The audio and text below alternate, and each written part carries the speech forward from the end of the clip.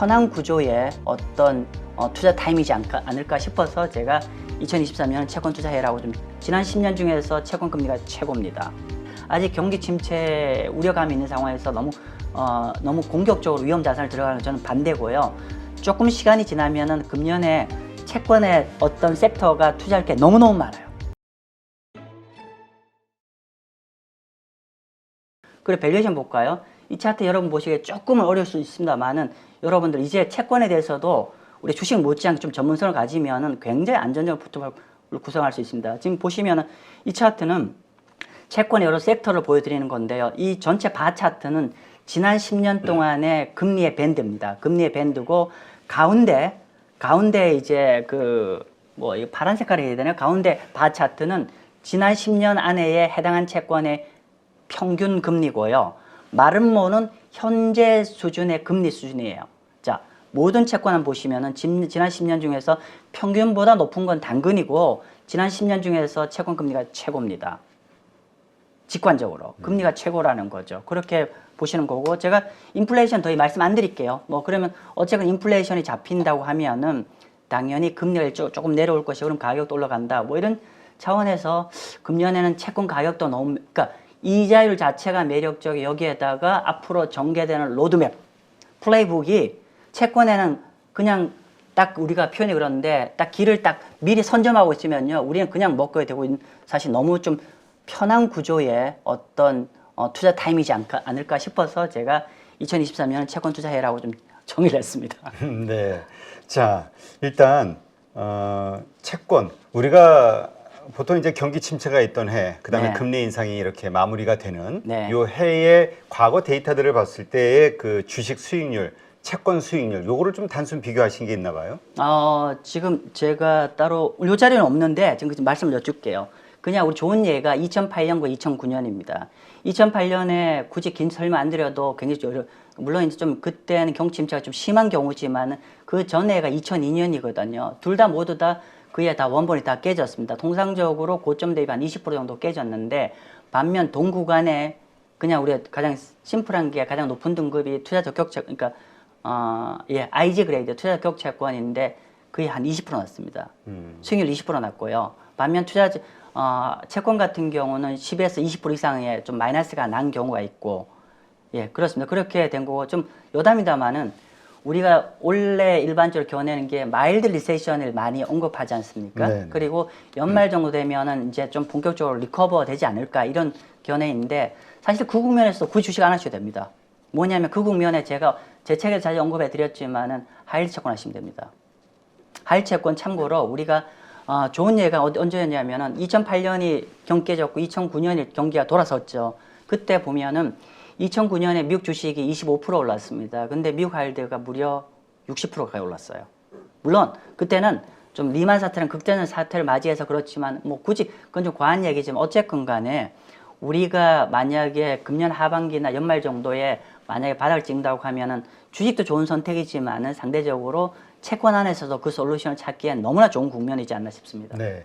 자, 조금 전에 이제 우리가 미국 기준으로 투자 적격 채권 해가지고 트리플 B 이상이면 된다. 네네. 그러니까 그냥 트리플 B, 그다음에 A 플러스 A 이런 거 트리플 A 예. 요 정도의 기업들도 괜찮다는 거잖아요, 회사채도. 근데 사실은 이제 제가 이게 한국적인 어프로치와 미국적인 어프로치 좀 달리 하셔야 될 것 같아요. 사실은 일단은 투자 적격 채권에 저는 기본적으로 개별 채권, 회사채는 투자를 권하지 않습니다. 그러면 미국 국채? 만약에 그러니까 투자 적격 회사채라고 하더라도 가능한 바스켓으로 충분히 분산 투자된 걸로. ETF 같은 형태로. 그렇죠. 근데 채권은 저는 ETF는 권하지 않습니다. 채권 같은 경우 우리가 주식 같은 경우 ETF를 펀드보다 선호하는 이유는 세금의 목적이 있을 것이고 두 번째는 시장에 적이 대처하기 위해서 ETF를 다닥다닥 하는 거죠. 사실 펀드는 한 2주 걸리니까 타임이 늦는데 사실은 우리가 채권 펀드를 하면서 주식처럼 그렇게 민감하게 마켓 타임을 할 필요 없기 때문에 사실은 오히려 채권을 한다고 하면 저는 간접 투자의 비클로는 ETF보다는 채권형 펀드를 좀 더 추천드립니다. 왜냐하면 잘 분산되어 있고 인덱스 대비 알파를 추구할 수 있는 컨셉이니까. 펀드, 채권 펀드. 예. 지금 그렇다면 이 채권 투자를 한다고 했을 때 가장 또 유리한 수익률과 관련해서 그 또 리스크 관리도 좀 되면서 어떤 게 좋을까? 말씀하신 대로 펀드, ETF 아니면 직접 국채 아니면 회사채 여러 가지가 있겠죠. 네. 어떤 전략이 올해같이 경기 침체에 대한 걱정, 금리 인상의 마무리가 되는 지점에서 유리할까요? 일단은 저희가 지금 일단은 우리 방법론으로 개별 채권을 할 것이냐, ETF로 할 것이냐, 아니면 펀드로 할 것이냐라는 방법론으로 봤을 때 일단은 이제 이미 작년에 어느 정도 스태그플레이션 우려감이 좀 잦아드는 상황이기 때문에 단순으로 얘기를 한다고 하면은 지금 뭐 개별 채권이나 펀드나 ETF가 별반 차이가 없을 것 같은데 그거는 고객의 어떤 그러니까 투자자의 어떤 게 더 중요하냐에 따라 달라질 거예요. 예를 들면은 대표님이 고액 자산가세요. 그래서 지금 종합소득세가 굉장히 우려가 되세요. 그러면은 절세가 되는 개별 국채를 추천드리고요. 개별 국채는 예를 들면 우리가 현재 4%짜리 금리지만은 1%짜리 저쿠폰을 들어가면 되거든요. 그러면 1%는 과세를 맞아요. 네. 이 3%만큼 비과세고 중도 매각하면 또 비과세거든요. 그래서 우리가 고액 자산가 같으면은 저쿠폰에 국채 투자를 권해드리고 한국이든 그렇죠. 한국이든 미국이든. 미국이든 그렇고 그 다음에 펀드나 ETF 같은 경우는 이제 굳이 고액 자산가가 아니라 그럼에도 불구하고 금액 크지 않지만 채권 투자하고 싶은 분들한테는 채권과 펀드가 적합하고요. 근데 아직은 우리가 경기 침체가 지금 갑론을박을 하고 있죠. 사실은 너무 연준의 금리 종결 이쪽에나 BOK 한국은행 금리 종결에 너무 포커스를 안 했으면 좋겠습니다. 저는 그보다는 펀더멘탈을 좀 더 보시길 바라고요. 왜냐하면 제가 이전에 말씀드렸지만은 제가 그 전에 한번 그런 자료 드린 것 같은데 과거 제가 지난주에 세미나를 했어요. 세미나 그 자리에 어떤 자료가 있었냐면은 지난 60년 동안에 경기 침체가 있었을 때 주식이 그 경기 침체 진입하기 전에 바닥을 찍고 추세로 올라간 적은 단 한 번도 예외가 없었습니다. 그렇기 때문에 아직 경기 침체 우려감이 있는 상황에서 너무 공격적으로 위험 자산을 들어가는 저는 반대고요. 자, 채권도 마찬가지입니다. 채권 안에서도 우리가 적어도 금년 상반기에는 국채 위주로 플레이하기를 권해드립니다. 그러면 아까 말씀드린 대로 채권이나 채권 펀드나 ETF 모두 다 국채 위주로 포트폴리오를 좀 끌고 가시면 좋겠고요. 조금 시간이 지나면은 금년에 채권의 어떤 섹터가 투자할 게 너무너무 많아요. 제가 이제 표현이 그런데 채권이라는 건 맨 위에 투자 적격 채권부터 또 AAA부터 이 섹터별로 예를 들면 투자 적격 채권, 주정부 채권, 우량 채권, 하이힐드 채권, 이머징 마켓 채권 이렇게 쭉 연결이 돼 있는데 사실은 이제 좀 영어라서 그런데 캐스케이드, 폭포수처럼 투자할 수 있습니다. 경기 사이클에 지금부터는 향후 한 2년 동안요. 지금 맨 위에 국채 투자하죠. 조금 경기 나아지면 투자 적격 채권 투자하죠. 그 다음엔 이머징 마켓 채권 투자하고 그 다음에 하이힐드 채권 쭉 가시면요. 너무너무 좋은 사이클 들어옵니다. 자, 일단 이렇게 해보죠. 그냥 우리 투자자 입장에서 1억이 있어. 1억을 채권에 투자한다면 어디가 가장 유리한 겁니까? 1억은 현재는 국채입니다. 국채, 그러니까 네. 한국 국채 사고, 네. 그 다음에 언제 그 다음 투자 적격 채권, 그러니까 조금 그 국채보다는 약간 등급이 낮은 네. 그러나 이율은 높은 그렇죠. 그걸로 그렇죠. 갈아타는 게 언제입니까? 그래서 사실은 예, 맞습니다. 지금은 이제 국채 중심의 포트폴리오지만 약간은 그러니까 분산되어 있는 투자 적격 채권 좀 들어가기를 원하고 근데 이제 조금씩은 이제 비중을 이제 약간 투자 적격 채권을 확대해야 될 시점은 본격적으로 금리 인하가 그러니까 금리 인상이 종결된 이후 타임에 예를 들면 그게 2, 4분기일지 3, 4분기일지 모르는데 그때 정도 들어가고요. 그리고 그 다음 사이클은 금년 하반기 정도 되면은 금년 중반 정도 되면은 이머징 마켓 채권을 좀 고민해 보실 필요가 됩니다. 근데 이머징 마켓 채권 좀 어려우시죠? 사실 어렵지는 않습니다. 두 가지입니다. 그냥 제가 항상 해외 채권 투자할 때 우리가 어프로치를 그냥 우리는 미국 사람이라고 생각하고 제가 하라고 말씀드린 적이 있는데 기본적으로 이머징 마켓 채권은 원화 표시 그러니까 현지 통화 표시 이머징 마켓 채권이 있고 달러 표시 이머징 마켓 채권이 있어요. 근데 이거를 좀 어려우니까 그냥 우리나라 국채로 말씀드릴게요. 우리나라 국채는 두 가지 종류가 있습니다. 하나는 국내에서 발행되어 있는 국채. 이게 현지 통화 표시 국채예요. 즉 외국인들이 바라봤을 때 우리나라 국채를 투자할 때 한국의 국채 금리 그리고 한국 국채 가격 게다가 한국 달러 대비 원화 가치 이렇게 세 가지 고려하는 원화 표시 국채가 있고 두 번째로는 외평채처럼 달러를 조달하기 위해서 달러로 발행되어 있는 이머징 마켓 국채가 있어요. 이게 좀 힘들었는데 제가 왜 그 중에서도 현지 통화 표시 이머징 마켓 채권을 좀 권해드립니다. 그 이유는 뭐냐면은 이제 점진적으로 달러 약세 이머징 마켓 통화 강세가 날 거잖아요. 그러면은 만약에 미국 사람이 우리나라에 국채를 투자한다고 하면은 사실 우리나라 국채 되게 매력적이죠. 볼까요? 첫 번째 금리가 한 4% 돼요. 네. 두 번째 앞으로 금리 내릴 거잖아요. 그럼 가격도 올라갈 여지가 있죠. 여기에다가 달러 대비 원화가 강세로 갈 거잖아요. 그럼 미국 사람들 입장에서는 투자국 통화가 올라가니까 환차익도 먹을 수 있죠. 자, 그런데 여러분 꼭 명심하셔야 되는 거는 뭐냐면 이머징 마켓 채권 투자할 때는 원달러는 해칭하셔야 됩니다. 원달러를 해칭해야 환차손을 안 입죠. 그렇기 때문에 원달러를 해칭하기 위해서는 ETF는 해칭된 게 별로 없어요. 그래서 제가 해칭된 해외 채권 펀드를 권해드리는 겁니다. 네, 알겠습니다. 그러한 것들은 증권사 우리가 검색해 보면 나오는 거죠. 나오는데 생각보다 PB들이 그렇게 잘 모르는 분들 꽤 많기 때문에 그때는 어떻게 하시냐면은 거기 펀드에 보면 H자가 표시해요. H. 그게 해치 되었다는 뜻이거든요. H가 있고 U자인데 U자는 언해치입니다. 해치가 안 되어 있다는 뜻이고요. 네, 알겠습니다. 이렇게 참고하시고요. 그런데 지금 말씀하신 대로 우리가 경기 침체에 대한 두려움을 앞두고 있잖아요.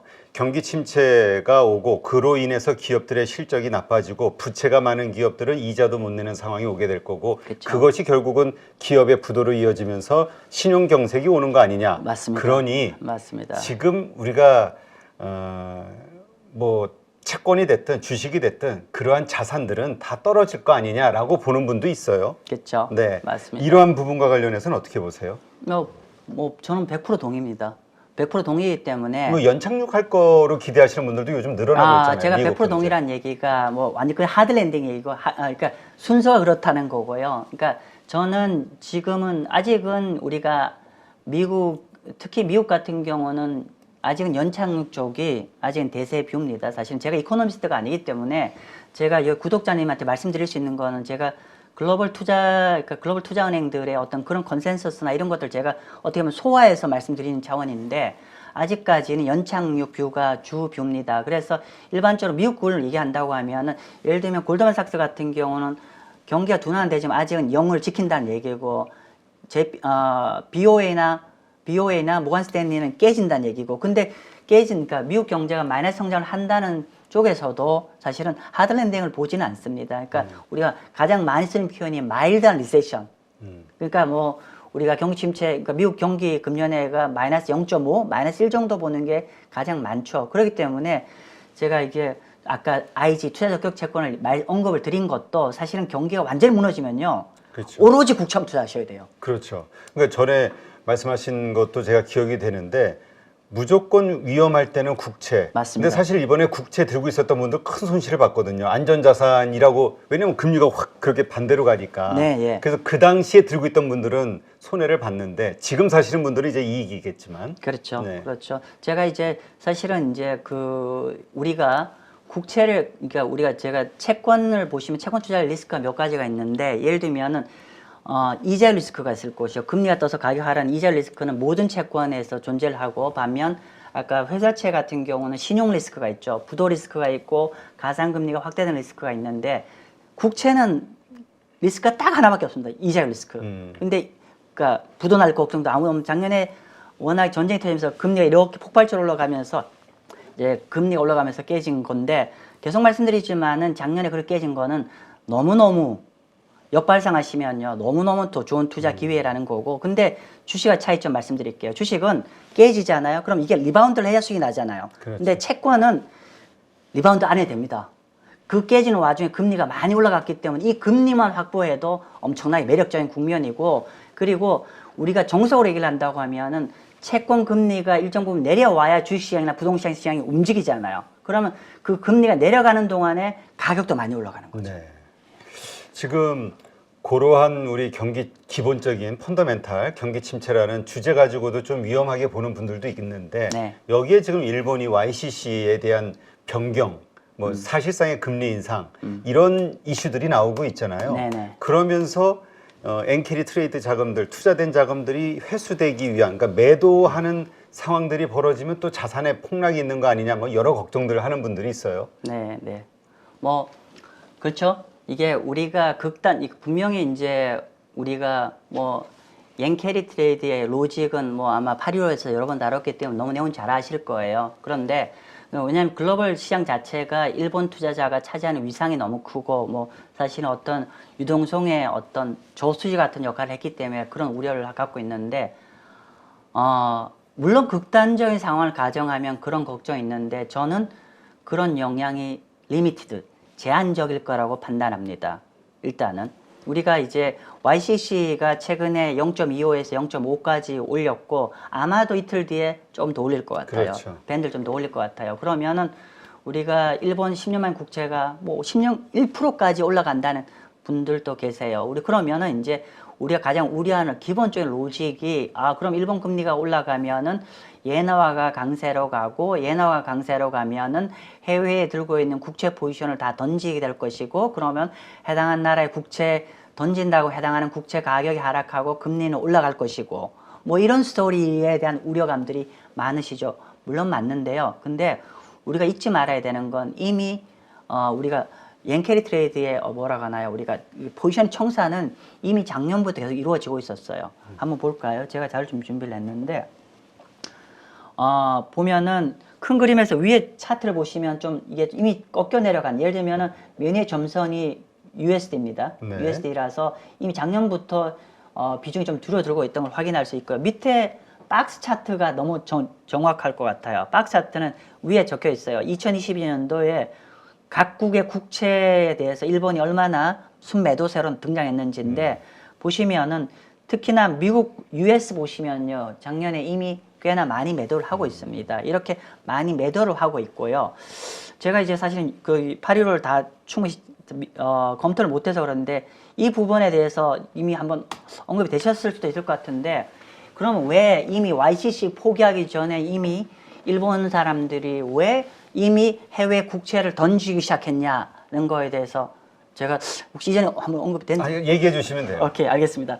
일단은 가장 큰 거는 뭐냐면은 그러니까 보통의 경우는 해외 투자를 하게 되면은 일본 사람 입장에서 해외를 투자하게 되면은 예를 들면 일본이 금리가 0인데 미국 국채 금리가 4%예요. 그러면 일본 입장에서는 글로벌 투자 입장에서는 0에서 조달해서 4% 투자를 하면 나중에 갚으면 무조건 4% 남는 구조잖아요. 그렇죠. 그런데 세상에 공짜는 없거든요. 노프리를 얹히기 때문에. 뭐냐면 환율이란 벽을 넘어가야 되죠. 그렇죠. 환율 움직이 넘어가야 되는데 근데 대다수의 그 일본의 상당수의 영기금이나 기관 투자가들은 사실은 그렇게 주먹구구로 환율에 노출되게 투자를 하질 않습니다. 그렇기 때문에 환을 해칭하고 들어가죠. 환을 해칭해서 미국 국채를 매수를 하게 되는데 뭐 결론적으로는 작년 중반 이후부터 이미 만약에 일본 사람이 해외 채권에 고금리 채권 투자할 때 하려고 이제 환율 해칭하면은 환율 해칭 코스트가 마이너스로 든다는 거죠. 즉 비용을 지불해야 된다는 거예요. 그래서 오히려 비용을 지불하면은 사실은 남는 게 없는 거죠. 그러면 거의 그 환해지 비용도 한 4% 가까이 된다. 4% 그렇죠. 4% 가까이 됩니다. 그거 한번 보시면은 4% 정도는 아닙니다. 4% 정도는 아닌데 지금 뭐 보시면은 그러니까 그 정도로 남는 게 별로 없어진다. 네, 맞습니다. 맞습니다. 그래서 제가 이제 뭐 관련된 내용인데 그 조금 이 차트가 없는데 이렇게 보죠. 보통 제가 글씨를 한번 써볼까요?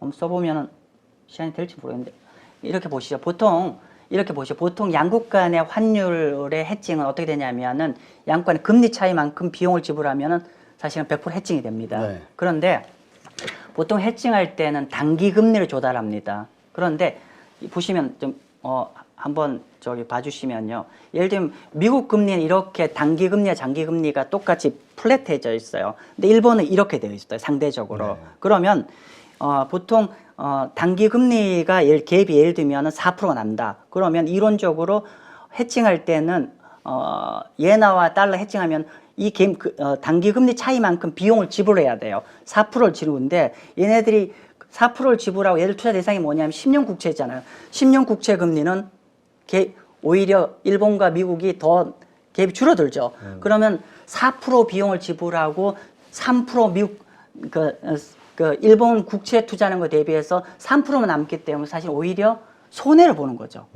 그래서 오히려 이제 주요 국가들 대비해서 해칭하고 남으면 오히려 일본 국채를 투자한 것보다 더 못한 효과가 발생하고 그렇게 된 연유는 뭐냐면 우리가 조금은 전문적일 수 있는데 일본 다른 나라는 그 장단 금리 차가 이렇게 플랫해졌는데 일본의 금리 차가 이렇게 우상향이 되면서 장단 금리 차 갭이 차이가 나면서 일본은 이미 그렇게 되었다는 거고요. 좀 얘기 어려웠습니다만은 그래서 결론은 이미 일본이 해외 자산의 포지션을 청산을 이미 계속 하고 있었기 때문에 갑자기 이 이벤트 때문에 갑자기 어떻게 될 거라는 거에 대한 우려감은 그렇게 좀 줄이셔야 될 것 같고 그럼에도 불구하고 우리가 보셔야 되는 거는 JGB 일본 국채에 대한 매력은 좀 더 커지겠죠. 왜냐하면은 우리가 만약에 YCC에 대한 영향을 언급해 보라고 하면은 일단은 해외 국채 영향은 저는 제한적이다. 그때 뭐 매도를 해서 이미 매도를 하고 있기 때문에 그 때문에 엄청나게 어떤 시장의